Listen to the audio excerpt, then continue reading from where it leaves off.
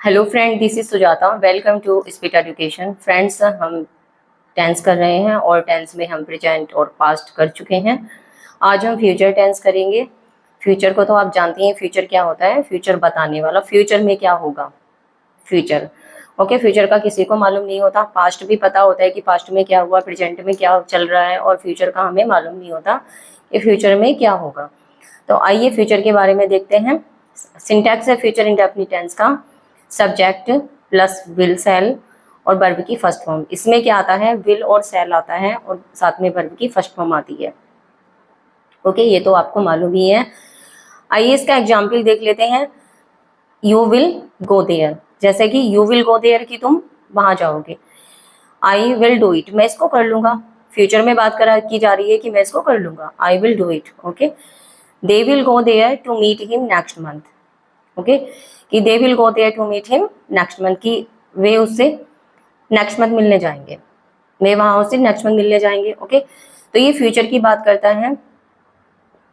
Will begin in future and in future की, तो start भी फ्यूचर में होता है और एंड भी फ्यूचर में ही होता है। फ्यूचर की बात करता है। ओके, आई होप आपको फ्यूचर इंडेफिनिट टेंस समझ में आ गया होगा। इसमें सब्जेक्ट प्लस विल सेल आता है और वर्ब की फर्स्ट फॉर्म आती है। ये तो सबको मालूम ही है और इजी भी है, आपको समझ में आ जाता है। आपने टेंस बहुत पढ़े हैं, जो जो इम्पोर्टेंट है वो मैं आपको बताते जा रही हूँ। ओके, आइए अब देखते हैं future continuous tense. Future continuous tense में क्या होता है? कंटिन्यूअस में आप पढ़ते आ रहे हैं और ये तो आपको मालूम हो ही गया होगा कि कंटिन्यूअस में क्या आता है। कंटिन्यूअस जो बनता है सेंटेंस, कंटिन्यूअस बनता है आईएनजी से। ओके, फ्यूचर कंटिन्यूअस की फ्यूचर में किसी काम का जारी होना। जब कोई काम फ्यूचर में जारी रहता है उसको हम बोलते हैं future continuous tense.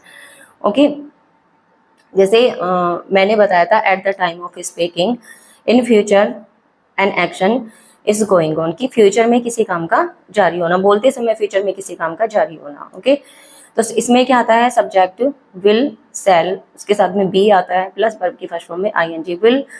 Will be shall be plus verb की फर्स्ट फॉर्म में आईएनजी। ओके, याद रखेंगे, स्ट्रक्चर मोस्टली इंपॉर्टेंट है और ये आपको याद रखना है। स्ट्रक्चर से ही टेंस को समझा जाता है कि कौन सा टेंस है। ओके, आइए इसके एग्जाम्पल देख लेते हैं। He will be washing his car, कि वह अपनी कार साफ कर रहा होगा। फ्यूचर की बात की जा रही है कि साफ कर रहा होगा वो अपनी car. She will be cleaning her room, कि वह अपना रूम साफ कर रही होगी। They will be cleaning their room, वे अपना रूम साफ कर रहे होंगे। आप देख सकते हैं ही, सी और दे यहाँ पर प्लूरल है, सबके साथ में मैंने विल लगाया है। और ओके, तो इसमें क्या होता है? ही, सी, इट, दे, उनके साथ में सबके विल आता है और आई, वी के साथ में सेल आता है। ये याद रखना है आपको। ओके, अब देखते हैं future perfect tense. Future perfect tense में क्या होता है? फ्यूचर परफेक्ट टेंस में आता है, फ्यूचर परफेक्ट टेंस का स्ट्रक्चर देख लेते हैं। Future perfect tense subject plus will have shall have plus verb की थर्ड फॉर्म। विल हैव और सेल हैव आता है और वर्ब की थर्ड फॉर्म आती है। परफेक्ट का मतलब होता है किसी काम का पूरा हो जाना। ओके, वो काम बीत चुका है, पास्ट बन चुका है। तो फ्यूचर में कि पास्ट की बात करता है। ये क्या बात करता है? फ्यूचर के पास्ट की बात करता है कि उसमें कार्य क्या हो गया है, पूरा हो गया है। एग्जाम्पल देख लेते हैं। They will have done their work, कि वे अपना कार्य पूरा कर चुके होंगे। परफेक्ट की बात की जा रही है कि वे अपना कार्य पूरा कर चुके होंगे। I will have finished my work by tomorrow, कि मैं कल तक, बाई टुमारो मैं कल तक अपने कार्य को पूरा कर लूंगा, पूरा कर चुका हूँगा। ओके, तो आई के साथ में आप देख सकते हैं यहाँ पर विल आया है। मैंने विल क्यों लगाया है? जहाँ पर डेटरमिनेशन की बात होती है, प्रोमिसेस की बात की जाती है, वहां पर माई के साथ में विल लगाते हैं। ओके, याद रखना है आपको। नेक्स्ट टेंस है हमारा future perfect continuous. Future perfect continuous क्या होता है? कि future perfect continuous, future perfect continuous किसी भी काम का जारी रहना परफेक्ट, यानी कि वो काम क्या है? फ्यूचर में ही किसी पॉइंट पर क्या है? कंटिन्यू है। ओके, तो इसमें क्या आता है? इसका स्ट्रक्चर है subject plus will shall have been plus verb की फर्स्ट फॉर्म में आईएनजी, और टाइम इसमें क्या होता है? गिवन होता है। Time is given. ओके, तो इसमें क्या मैंने आपको बताया? Will have been, shall have been और वर्ब की फर्स्ट फॉर्म में आईएनजी, और टाइम क्या होता है? गिवन होता है। टाइम में सिंस और फोर आता है। सिंस आता है पॉइंट ऑफ टाइम के लिए, फोर आता है पीरियड ऑफ टाइम के लिए। ये तो आपको मालूम ही होना चाहिए।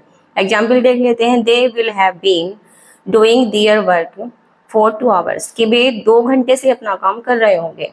ओके, वे 2 घंटे से अपना काम कर रहे होंगे, they will have been doing their work for 2 hours.